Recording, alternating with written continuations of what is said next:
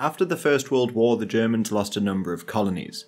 In the Pacific they used to have Samoa, Nauru and New Guinea among others, and you may think that the Nazis had no involvement in the region. But there was a small battle that took place here, the Battle of Nauru, when they shelled the Australian mining facilities in 1940. Otherwise, Samoa was passed over to New Zealand after the war. There, Alfred Mattes formed a Nazi party and received propaganda from the foreign branch to spread in the country.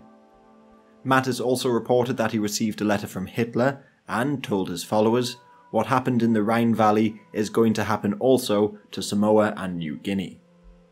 Meanwhile, the German consul in New Zealand claimed the government in Wellington was indifferent over their new islands, so they could be reclaimed. However, in 1938 the New Zealand authorities reported the group was pretty small though. For example, in one meeting they debated creating a women's branch, but there were only 2 full German women in Samoa. And they also banned non-Germans from joining the party, despite a few Samoans being at the same meeting. These Samoans, by the way, were members of the Mau movement, which tried to gain independence. But obviously, this wouldn't happen if the Nazis took power. Plus, some Germans had married locals, and there were some debates over proving that Polynesian natives are not what is considered as coloured negroid. Yet when the New Zealand authorities began to crack down on the group in 1938, it dissolved before the war broke out. New Guinea, on the other hand, was handed over to Australia, and here Heinrich Rudolf Wahlen had plans before the war. Weirdly, he wrote to Walter Hevel about British plans to resettle Jews in Australia, or potentially New Guinea. Wahlen, though, advocated for taking over the old German colony, and even the rest of the island. Hevel actually had a great deal of interest in pushing into the rest of Indonesia as well. In one letter he wrote, "I would like to learn more about the Dutch East Indies in order to be able to inform the Führer, who often asks questions about the Indies." Many Germans were particularly interested in Bali, like Wilhelm Ostrau and Walter Spies, who began to publish works on the island. Then, going right the way back to 1933, the Navy printed a handbook for the East Asian archipelago. This was printed every year until 1940 and included a Malay phrasebook. This they believed was the dominant language of the entire region. Walter Hevel continued to push for colonising the East Indies even after their alliance with Japan. And there were some reports of German weapons finding their way into the hands of Indonesian freedom fighters, the PETA. To further cement their position in the region, the Germans constructed bases in Penang, Singapore, Batavia and Surabaya. From these naval bases, the Monsoon group of U-boats worked alongside the Japanese during the war. But come the end of the war, maybe these bases could be turned against the Japanese. Now, one other possible conquest in the region could have been the Philippines. After all, the Kaiser had plans there, but really I could find no Nazi plans at all. The closest I could find is a Spanish Phalanges party which hoped to gain power, but really very little else. Across the Indian Ocean, there also wasn't really much mention of Sri Lanka either. Goebbels believed that the Japanese would take it, so as to paralyse all shipping around India. That will strike at one of England's main arteries. But this attack never came, and there was only a small Sri Lankan mutiny during the war. But the independence group that launched this mutiny looked to Japan for assistance, not Germany. Yet there was in fact a small community of German Buddhists on the island, but many had actually fled from Nazi Germany. Like Nyana Pokatera, who was born a Jew in Germany. Plus, during the war, most of these people were interned and sent to India, so there was really no chance of forming an alliance there. The remaining independence groups also largely turned to Bolshevism, or they just waited for the British to give them their freedom. Further across the Indian Ocean, Africa too was left out of their major plans. But that's not to say there were no plans at all. Obviously, Hitler spoke very poorly of black people in general, but most of his anger was targeted towards black people in Germany, the Rhineland bastards as they were called. They were the children of black soldiers in the French army during their occupation of the region. And Hitler, like many other right-wing Germans, saw their presence as part of a larger Jewish plan for bringing Negroes into the Rhineland with the ultimate idea of bastardizing the white race, which they hate, and thus lowering its cultural and political level so that the Jews might dominate. Then in Mein Kampf he wrote, It is criminal lunacy to keep on drilling a born half-ape until people think they made a lawyer out of him, while millions of members of the highest culture race must remain in entirely unworthy positions. As for ruling African colonies, he again drew comparisons to the British, who he believed kept their empire so long because they were not interested in washing the dirty linen of their subject peoples. What we would like to do, on the other hand, would be to rub a Negro until he becomes white. Before the war, according to the British ambassador in Berlin, Germany is a furiously expanding universe. Herr Hitler, as Germany grows stronger, will certainly point at small countries such as Portugal and Belgium with large and rich colonies. Some in Britain, like Lord Plymouth, even believed that Germany should be given back territories like Togo and Cameroon. Yet he didn't believe East Africa and Namibia should be given back to them. Goebbels even said in a speech in 1936, "We are a poor nation, we have no colonies, no raw materials. But we must tell the other nations that the time will come when we must demand our colonies back."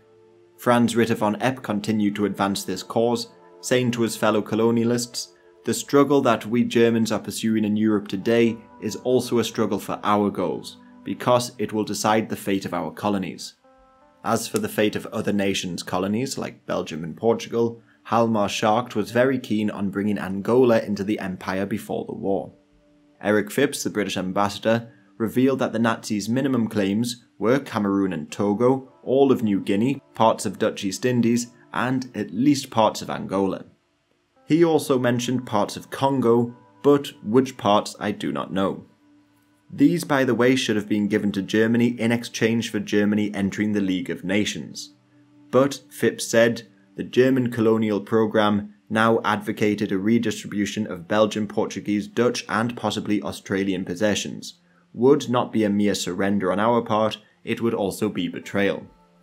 Yet the British Secretary of the Colonies, Ormsby Gore, did say that the Belgian king had told him that while Belgium could not possibly contemplate the return to Germany of Rwanda or Burundi, she might be prepared to make some contribution in West Africa. So, potentially, the coast of Belgian Congo. It's really hard to tell here. The British also learned of German negotiations with the Portuguese for mineral concessions in Angola. However, Ribbentrop did announce in 1937 that Schacht's views did not represent the views of anybody but himself. And Ribbentrop also hinted at the idea that the British and French were trying to drive a wedge between the Germans and the other European countries. However, there were many people who had no interest in Africa at all. Like Bormann in 1942 said, "We have no interest in turning the eyes of the German vogue towards Africa for the time being." So there could have been two plans. The first would have been to repatriate the many ethnic Germans living in their former colonies, or they could have started dividing up the continent. Starting from the bottom, they did have allies in South Africa. Many Boers had joined the OB party and they embarked on sabotage missions. The British suspected that most of these missions were orchestrated by Leopold Wirtz, the German consul in Mozambique. Then Ribbentrop, through agents, held talks with Daniel Malan, the future Prime Minister of South Africa. And there were talks of granting lands over to South Africa if they were to leave the war, like Botswana, Zimbabwe, Lesotho and Swaziland. In return though, Namibia would be returned to Germany. The desire to reclaim Namibia isn't too much of a surprise. There were a number of Germans living there, and the leader of the Reich's colonial bund was Franz Ritter von Epp. He was in the region when the Imperial German Army committed a genocide of the Herero and Namakwa people. And so too was Eugene Fischer, who began to experiment on humans in concentration camps. In fact, one of his students was Joseph Mengele. Epp, on the other hand, would go on to kill many Roma people, so it was almost like a training ground for many future Nazis. Mozambique and Angola may have been left under Portuguese control officially, but with Germany free to exploit the regions. Or the South Africans may have expanded a bit into Mozambique, and the Germans would have just taken over all of Angola. Again, nothing was set in stone. Also, at least at the beginning of the war, Germany did plan on taking French Madagascar. Eichmann released a memorandum in 1940 which called for the annexation of the island, and then it would be used as a settlement for the Jews. Up to 1 million would be forcibly relocated there, and control would be given over to the SS. This plan, the Madagascar Plan, actually got approval from Hitler, but as the war dragged on, the Nazis just shelved the plan. As for Central Africa, Hitler said, France must choose one of the following. A. She must renounce her metropolitan territory, transfer her seat of government to North Africa, and continue the war against us. Or B. She must join the Axis powers. She must intervene in Central Africa and ensure for herself possessions there, which will compensate her for the loss of territories which she will inevitably have to cede when the peace treaty is signed to Germany, Italy and Spain. He expanded on this territory, saying she must resign herself to the idea of satisfying the territorial demands of Germany, Italy and Spain, both in Europe and in Tunisia. She will be able to compensate herself by conquests in Central Africa.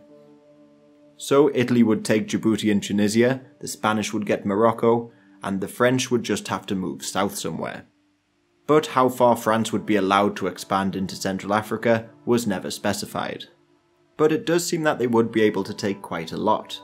As the German diplomat Rudolf Rahn said, the Führer further explained that he did not intend to deal with the French as they had done with us in 1918. He is prepared to make concessions on a few important points that are of significance for the French. Here he is mainly talking about points in Africa. Again though, there was as always another plan, and that was just for Germany to take over all of Central Africa and bring back the old claims of Middle Africa. While they of course would take back their old colonies, in 1940 General Franz Halder wrote, "French and Belgian Congo are claimed for us." That same year Ribbentrop met with the Italians to discuss dividing Africa into blocks.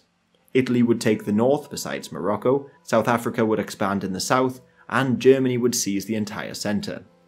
However, this would pose quite a few problems, as some territories lay unclaimed or disputed, like Zambia, Kenya, Uganda, Portuguese Mozambique, Liberia, the Sahel states and others. Plus, as I mentioned before, Hitler later wanted to encourage Islamic uprisings in North Africa. All of these plans, as always, seem to contradict one another. Yet it should be said that the victory in Western Europe came as a shock, and many believed that the war would come to a quick end. As such, Hans-Heinrich Lammers requested that the highest Reich authorities give the colonial political office all of the support they are responsible for in the most generous way, and to do their utmost to help prepare for the assumption and administration in our future colonies in the shortest time possible. So there was a rush for colonies. 100 or so German volunteers joined the armies of Italy and Eritrea, and Admiral Erich Raeder said he could deploy 6 of his merchant cruisers to Africa, and occupy ports along the coast. Walter von Brauchwitz also ordered colonial troops to be trained in Norway. This was all very rushed, and nobody seems to know what to do. The largest real plan to take over land in Africa came in 1942. SS leader Otto Ohlendorf summarized his plans to Hitler, writing that the Sisal Group, headed by Böhler, would seize East Africa, while the Banana Group under Ruberg would seize Cameroon and, importantly, Nigeria. This sort of action would have had quite a lot of popular support, as the Reich's Colonial Bund had over 2 million members in 1940. They even opened up training centres to educate a tribe of colonial experts who would pass on their knowledge to others. A couple thousand police officers actually passed through this training, while the Navy and Army provided troops ready for use in the colonies. Meanwhile, the Labour Sciences Institute came up with whole plans on how best to divide the populations and put them to work. For instance, they proposed encouraging Africans to continue their own farming to keep self-sufficient, but on top of that, the Germans would also put them to work. Recruitment would also be taken away from tribal chiefs and put in the hands of Nazi agents. They also said it is necessary to compel coloured employees to act very disciplined toward their white employers. The Deco Group also produced reports detailing everything from labour contracts, use of mandatory labour, workers' pay, the number of white guardians needed, and the likes. But a US journalist who analysed their reports declared Africa would be one great German slave plantation, operated on scientific lines, and thriving on low-cost production of tropic staples for export. Most colonial planners also wanted to almost herd African populations into reservations. But not all Africans would be treated equally. For instance, the Khoikhoi were deemed unsuitable for hard work, and would therefore be deported or more likely eliminated. Richard Dunvald compared this plan to that of the Aboriginals or Native Americans, while the Colonial Economic Committee planned it out in even more detail. First, they would give Europeans suitable land and move the locals on. But even they recognised a problem here, as there would be no workers on the most fertile land. So they also planned to give Africans some land as far away from the homes of white people, and naturally not the best soil.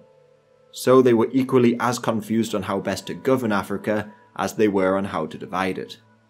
Hitler was also completely uninterested in the idea.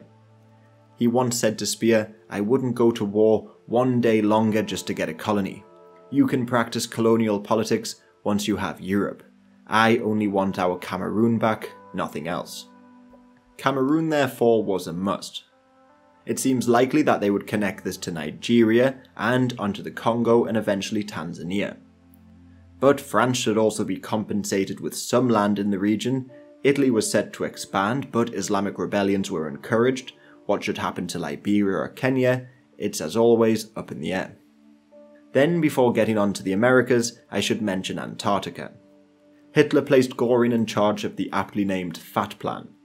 This was a plan to find substitutes of fats and oils in case supplies were cut off in war. Whale fat was previously bought from the Norwegians, but to become self-sufficient, they sent Captain Alfred Richer to Antarctica to claim a chunk of land in 1938. They, in theory, created New Swabia, but they never actually were able to build a whaling station there before war broke out. Another strange expedition that took place was in French Guiana. Dr. Otto Schultz-Kampfenkel was the leader of an SS-funded trip, which on the surface was just to explore wildlife in 1935. However, they reported back to Himmler on the feasibility of setting up a colony. In their report they said, "The two largest scantily populated, but rich in resources, areas on Earth are in Siberia and South America. They alone offer spacious immigration and resettlement possibilities for the Nordic peoples." He then added, "For the more advanced white race, it offers outstanding possibilities for exploration." Obviously, nothing came of this, as Himmler lost interest in South America. But this could be an option in the future. As for the rest of South America, Roosevelt revealed a map which showed Nazi plans for the continent. According to this map, they would have united Guyana and Suriname under Vichy control. They would have brought back New Spain and split up the rest of the continent between Chile, Brazil and Argentina. However, this was a complete forgery made by the British. The Nazis again didn't have any concrete plans for the continent, and Hitler believed that Latin America had been made weak due to racial mixing. He said, "North America, whose population consists for the most part of Germanic elements who mixed very little with lowered coloured peoples, shows a different humanity and culture than Central and South America, in which the mainly Romance immigrants mixed with the natives." Otherwise, Rausching Hermann did claim that Hitler made some plans there. However, some historians disregard his work as complete fiction, so take this with a pinch of salt. He claims Hitler apparently said, "We have a right to this continent, for the Fuggers and Welsers had possessions there." Here he is referring to the bankers who set up a colony in Venezuela centuries earlier, and this presented justification for setting up a new Germany. But where this would be is again not specified. However, it should be said that many did in fact begin to celebrate these bankers in Nazi Germany, and many books were published on German conquistadors. So if the public did begin to call for it, I'd suspect that the European colonies would be taken over there. Hermann also claimed Hitler said, "If ever there is a place where democracy is senseless and suicidal, it is in South America. We must strengthen these people's clear conscience so that they may be enabled to throw both their liberalism and their democracy overboard." Again, there is some truth in this, as Operation Boulevard did see many German agents in South America, finding allies and maybe helping in coups. Plus, there was also one weird plan discovered to just outright conquer Uruguay. This was discovered when an ethnic German from Argentina, Arnold Fuhrmann, was arrested with papers detailing an invasion. But it was in his own handwriting, and the German minister in Montevideo said he was of weak mentality and should not be taken seriously. So it just seems like one of his dreams. But Uruguay would serve as almost a base for Nazi agents in the continent. As a Time article from 1940 wrote, Uruguay was selected as the main headquarters for German propaganda in South America. Führer and propaganda chief Felix Schmidt has installed the usual Nazi setup: Labour Front, Hitler Youth, Women's League, and Ortsgruppe. Centre of the fifth column activity is believed to be the German firm Siemens Bauer Union, which has imported a large force of Germans to erect a hydroelectric plant at Rio Negro. Axis collaboration soon resulted in the National Socialist Dante Alighieri Society. This, however, as the name suggests, was an Italian society, and there really was no strong fascist movement in Uruguay at all. As for the rest of the continent, there were two possibilities to expand their influence. The first was to use the many German immigrants in South America. Hitler seemed keen on this plan, according to Hermann, allegedly saying, "The task of getting a firm foothold in Latin America and squeezing out North America and Hispano-Portuguese influence could only be carried out by new, energetic, unscrupulous representatives of overseas Germanhood." In fact, he was quite fond of German migrants, saying that they were the most determined and most adventurous man in his village, while the coward and weakling would rather stay at home. But many German agents went with the other possibility, going over the German migrants and just trying to find allies in governments. So, starting with Brazil. There, Germany, as elsewhere, increased their trade with the country, hoping to turn them away from the Americans. Then the fascist integralists tried to launch a coup in 1938. It was believed by President Vargas at least that they had some support from Germany. However, they were more closely tied to Mussolini's Catholic fascism rather than the Nazis. Regardless, afterwards, Vargas tried to remove German agents, but as Goebbels wrote, there a bitter fight is on between President Vargas, who is pretty much on our side, and Foreign Minister Arana, who is evidently a character bought by Roosevelt. And the same Time article from before wrote, Brazilian fifth column ace is Herr H. von Kossel, who, as trainer of the Integralists, skipped following their abortive coup against the government, but immediately returned as cultural attaché of the German embassy. He has disseminated aggressive culture among Brazil's 750,000 Germans, formed storm battalions to beat up those who would not go Nazi, smuggled arms and ammunition, distributed the usual films and literature. How accurate this is up for debate, but again, this is the same pattern that occurred across South America. So an alliance here could have been possible. They would need to maybe remove Foreign Minister Arana from power, or perhaps replace Vargas with the Integralists. Another possible ally was Chile. The country had historic ties to Germany, who helped train their armies, and they even had their own brown shirt-wearing National Socialist Party. This was headed by the likes of von Maris, and in 1938, they even tried to launch a coup. But even before then, many in the party had turned away from the larger German party in an attempt to attract more support. So they denounced the Nazis' racial policies and mainly focused on combating American imperialism. After the failed coup, they formed a new group, the Popular Socialist Vanguard, which included Miguel Serrano. He was a diplomat who continued to support the Nazis throughout the war and believed in all sorts of conspiracy theories, even the idea that Hitler escaped to Antarctica in 1945. But this group didn't receive much support. Then, as Goebbels noted, Chile sent a note warning the Axis powers about further torpedoings. The South American states are now gradually awakening from the doped state into which the United States put them. Now, however, they see German submarines everywhere off the North and South American coasts, and must pay in blood and treasure for the Anglo-American War. So Chile probably wasn't a good option for an ally either. Their best chance of a regional ally was in Argentina.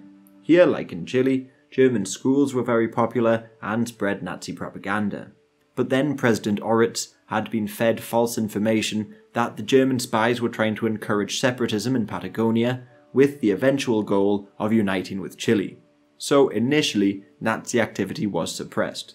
But his successors like Castillo, and in particular Ramirez, were more inclined to support the Axis. These presidents were also fearful of a war against Brazil, especially after Brazil joined the Allies and began receiving American weapons. The Germans were very aware that something could be done in Argentina, even after war was declared. As Goebbels wrote in 1942, "We shall have to handle Argentina very, very carefully in our commentary. It may become extremely important for further developments in South America." So German agents von Thiermann and Meinen were given $500,000 to win over influential Argentinians, but they already had supporters. For instance, former President Uriburu helped set up the Nationalist Liberation Alliance, which was at least fascist and vehemently anti-Jewish. Juan Carlos Goyeneche then travelled to Germany and was promised concessions like the Falkland Islands, while Osmar Helmuth was sent to acquire weapons from the Axis to bolster Argentinian forces, but he was arrested in the Caribbean. More importantly though, in 1943, Ramirez took power, and this could have been the first step in a much larger plan. Otto Reinebeck and Theodor Pafgen revealed that their plan was to create an Andes bloc, with Argentina as a base. Then they would go on to support coups in countries like Bolivia, and for a while it very nearly succeeded. In Bolivia before the war, the Allies were worried that President German Butch had Nazi sympathies, and he did in fact request assistance from the Germans to cement his authoritarian rule. Then, even before that, Ernst Röhm served in their army, while 25 Bolivians served in the German army every year. But Peñaranda came to power in 1940. He discovered plans of a Nazi putsch, and expelled the German ambassador and made many arrests. This plan, however, was discovered by the Americans, and was a complete fabrication, made again by the British. Yet Ramirez of Argentina held a conference with the head of the revolutionary nationalist movement, and discussed the possibility of a real coup. This coup took place in 1943, and Villarroel took over. He was described as the Mussolini of the Andes, and some believed he was a puppet of Buenos Aires, as Ramirez was the only leader in the region to recognize his government. Plus, at the same time, Marengo was president of Paraguay. This country was home to the first branch of the Nazi Party in South America, created way back in 1931. Even the chief of police, Mutixito Villas-Boas, named his son after Axis leaders. So his son's name was Adolf Hirohito Villas-Boas. He was just one of many high-ranking people in Paraguay who favoured an alliance with the Axis. And off topic, but it seems that this head of police was named after a former emperor of Japan, but I can't seem to find out why. Anyway, in 1943 there were possible allies stretching from Argentina to Bolivia, and again German agents were working in all of these countries, bribing officials, encouraging support for the Nazi Party, and the likes. Going north you'll come to Peru. Germans had settled there in towns like Pozuzo in the 19th century, and there was a fascist movement in the 30s, the Revolutionary Union. Their founder was actually the old President Sanchez, but when he was assassinated, they couldn't generate much support. But then Prime Minister Riva Aguero launched the Catholic Action Patriotica movement. However, this was more in line with Italian fascism or Action Francais. Plus, he was also probably a bad leader of a fascist movement, as he used to appear in public dressed as a woman. More importantly though, President Benavides admired fascist Italy. He supported them during their invasion of Ethiopia and spoke out against sanctions. He also hired German military advisors in the 30s, but this was probably the closest the two countries ever got. Relations worsened weirdly because of a football game in the 1936 Olympics, and in 1938 the president held a conference aimed at uniting Latin American countries against the work of German agents. Peruvians also feared a Japanese invasion, and during the war they worked closely with the Americans and in turn Japanese people. So Peru wasn't likely to be a possibility at the beginning at least.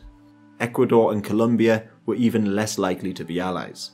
Yet early on, Ambassador Hentig reported that Germans did hold sway in the Colombian aviation industry and even prospecting for oil. But he believed there was no real possibility to sway many in the politics of the country towards fascism, as even those who disliked the Americans were more sympathetic to Spanish Bolsheviks. Also, German U-boats operated in the area. They bombed oil tankers and challenged the Americans in the Panama Canal, but this just turned many even further away from the Germans. While in Ecuador, the American Raymond W. Ickes found many people ready to report suspected fascists. As he said, the going rate was $50 for such information. So many people were anti-fascist. As for Venezuela, some Americans feared that they would join Germany if war broke out. And if you play Hoi 4, President Contreras is marked down as a fascist. Now his politics could maybe be tied to that of fascist Italy or Spain. For instance, he too opposed sanctions on Italy. But I'd say even though he was a dictator, it's debatable that he was a fascist. Before the war, their oil reserves did encourage some Germans to seek out an alliance. Like Arnold Marjorie, created a group to begin winning over Venezuelan elites through diplomatic and, ideally, military missions. But most people again were anti-German, and even the Nazi group, led by Kurt Reich, only had 90 members. Wilhelm von Faupel saw the problems early on. He created the Ibero-American Institute, which hoped to play up Spain's Falange movement, and he believed in doing so he could appeal to the Catholics of Spanish descent to drum up support. This is because, like elsewhere, Arianism didn't hold much sway. But President Contreras proved to be pro-American when war came, so I'd say Germany only really had possibilities in the south with the Andes bloc. Regardless, in all of these countries, there was the small foreign organization. Emil Prufert headed it in Colombia, but this was remarkably small. These members, by the way, also had to follow certain rules. Identify yourself on all occasions as an NSDAP party member, or obey the laws of your country in which you are a guest. This group did manage to have more members in Central America, and some were actually quite influential. Like in Costa Rica, they created a branch of the Hitler Youth. Plus, President Leon Cortes Castro was actually close to some members, like engineer Max Effinger, and he even appointed him as head of immigration. Castro even sent his son to study in Germany, so Costa Rica could have been an ally. The Dominican Republic also had a larger group, and a president sympathetic to the Nazis, Trujillo.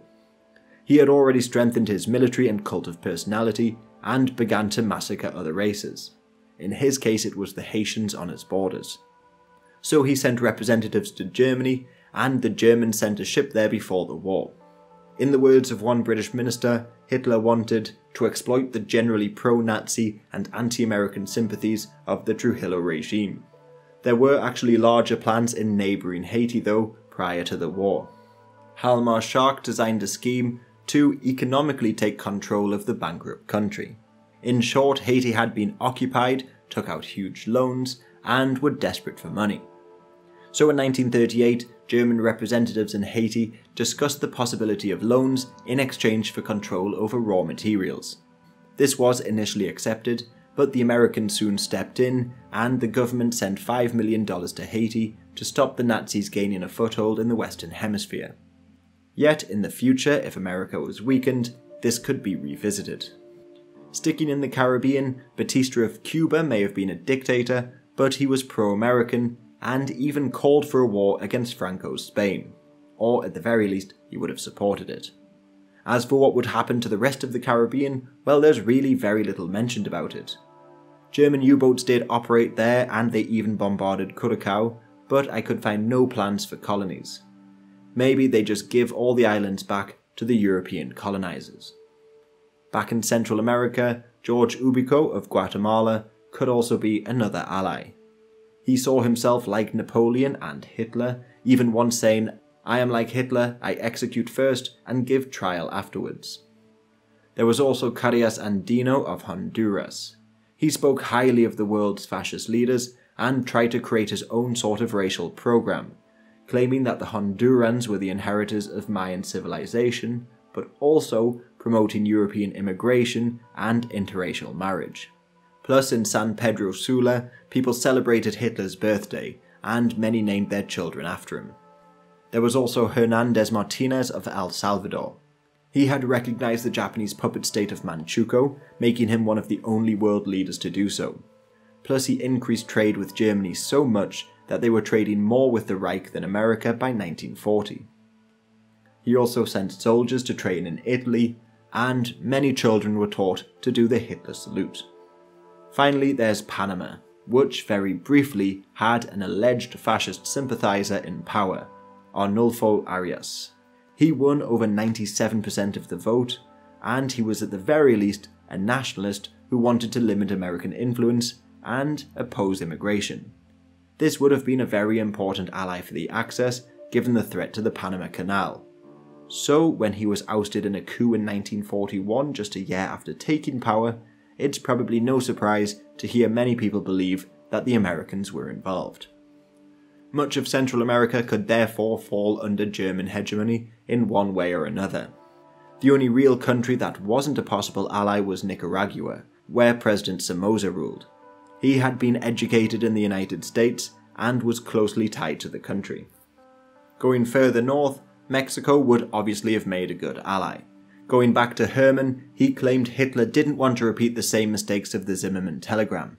But if we had that country, said the Führer, we should solve all our difficulties. Mexico is a country that cries for a capable master. It has been ruined by its government. We need something new. You could get this Mexico for a couple of $100 million. Why should I not make an alliance with Mexico, a defensive alliance and a customs alliance? But this was probably unlikely. There was a fascist party there in the 1920s, but it died in a couple of years. Even the Italian ambassador said this party was not anything other than a bad imitation of ours. The Mexican government, on the other hand, was one of the few countries to protest the Anschluss of Austria and provided support for the Spanish Republicans. So Mexico seems to have been one of the first countries to be incredibly anti-fascist. Yet all of these plans would have been useless if they couldn't knock America out of the war and generally weaken the country.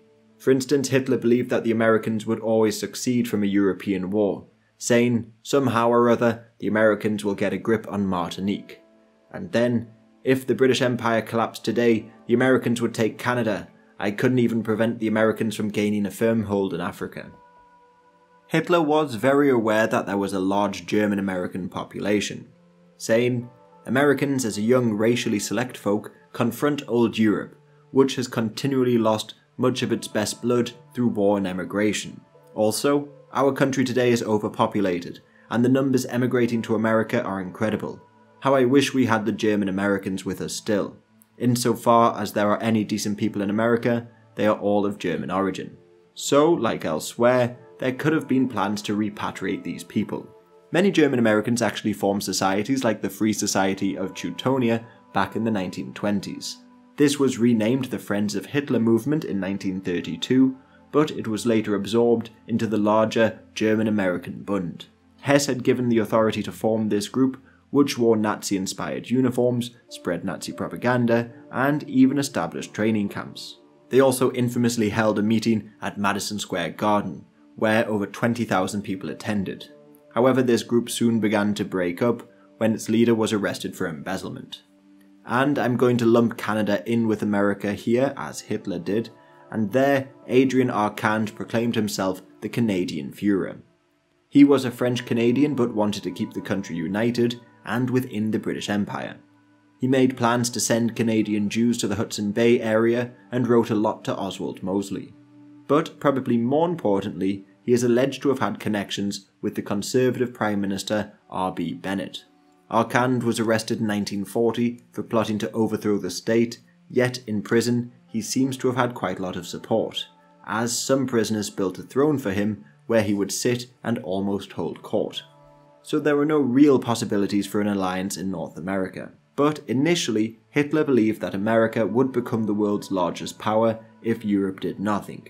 He claimed in the distant future, one could then perhaps imagine a new association of nations, composed of individual states of superior national quality, that could then perhaps challenge the imminent overpowering of the world by the American Union, because it seems to me that the existence of England's world domination inflicts less suffering on the nations of today than would the emergence of an American one. Hitler actually spoke quite a lot about this future war between Europe and America, but as the 1930s and the Depression dragged on, Hitler began to believe that America was weaker than first imagined. and it could be possible to strike them and almost cripple the country. He said, "My feelings against Americanism are feelings of hatred and deep repugnance.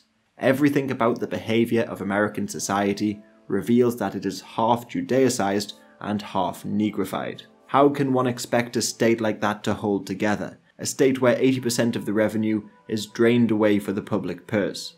A country where everything is built on the dollar. From this point of view, I consider the British state very much superior." As for Canada, Hitler said it was every bit as materialistic, racially bastardized, and decadent. The Nazis knew that a straight-up invasion would be unlikely, but there were some Axis plans to strike the USA.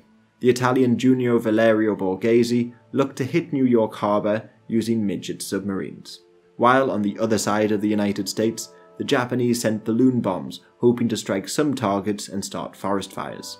Also, to cripple American trade and power in the Atlantic, there was Operation Pelican. This was a plan to haul planes with folding wings on U-boats to Colombia and then bomb the Panama Canal. But the real plan was the America Bomber. A plane, which as the name suggests, would be able to bomb America. This was actually brought up prior to the war, and according to Speer, Hitler was obsessed with seeing New York in flames. Goering also said, "I would be extremely happy to possess such a bomber, which would at last stuff the mouth of arrogance across the sea. To accomplish this, they would need to establish a base at least in the Azores and possibly an extension of the Atlantic Wall through Spain and maybe onto Morocco and beyond, thus turning the Reich into a fortress." A lot of the planned targets were factories involved in airplane production, and once they were bombed, as well as some cities, they believed America would just be crippled. U-boats and ideally the British and French navies would then help crush the Americans at sea. Yet if all this failed, Erich Schumann began to lobby that Germany develop a biological warfare program. America must be attacked simultaneously with various human and animal epidemic pathogens, as well as plant pests. Hitler actually rejected these plans, but it could have been a possibility in the future. And then Germany was developing nuclear weapons, so, speculation, they could have also been used in this grand future war with the United States. But I could find nothing in the way of true invasion plans, even though some of the Allies did make up their own. If the German plans went ahead and the United States just left the world stage, well, the Nazis could gain economic hegemony over the other American countries, and, just speculation, our Kant could be placed in power in Canada. However, it could have went one step further. Rausching Hermann summarised Hitler's grand plan as this. Above all, he was interested in the former Great German Island Empire, embracing the Dutch possessions and the whole of New Guinea. Japan must not be allowed to grow too big, Hitler remarked. It must be deflected against China and Russia. But Hitler also anticipated a Central African dominion of Germany as well as a complete revolutionary transformation of the USA. With the breakdown of the British Empire, Hitler believed he could also break Anglo-Saxon influence in North America, and substitute for it the German language and culture as a preliminary step towards incorporating the United States in the German World Empire. So, if this is to be believed, America could eventually start turning towards the Reich, preparing for a future war with Japan.